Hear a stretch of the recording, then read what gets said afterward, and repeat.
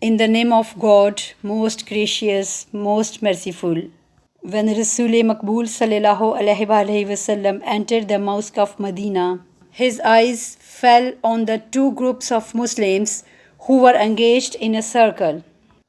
One of the group was engaged in worship and remembrance of God, and the other group was active in teaching and learning.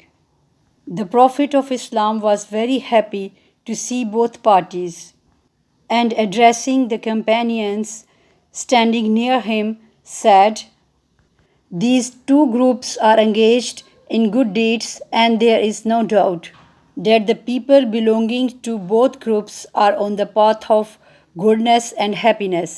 After that, he extended his conversation and said, "But I have been sent to teach people and to make them wise." While reciting this sentence, Rasul Maqbool sallallahu alaihi wasallam moved towards the group which was engaged in teaching and learning and teaching. Arriving there, he also became fully active with these people.